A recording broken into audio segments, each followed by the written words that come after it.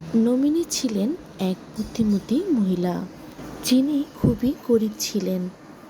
তার একমাত্র মেয়ে মা ফাতেমা ছিল তার সম্পদ। ফাতেমা ছোটবেলা থেকেই মায়ের কাছ থেকে বুদ্ধি আর কৌশলগুলো শিখে রাখত। তারা খুবই সাদাসিধে জীবনযাপন করত, কিন্তু ফাতেমার বুদ্ধির কারণেই তারা নানান ধরনের বিপদ আপদ থেকে রক্ষা পেত। একদিন নমিনীর গ্রামে এক রাজা এলো এবং ঘোষণা দিলেন যে যে কেউ তার ধাঁধা সমাধান করতে পারবে তাকে তিনি সম্পদ দিবেন। গ্রামের কেউই সেই ধাঁধার উত্তর দিতে পারল না। মা ফাতেমা এগিয়ে আসলো এবং রাজাকে বলল যে সে সেই ধাঁধার উত্তর দিতে পারবে। ফাতেমা তার মায়ের সেই কৌশল আর বুদ্ধি দিয়ে ধাঁধার উত্তর দিয়ে দিল।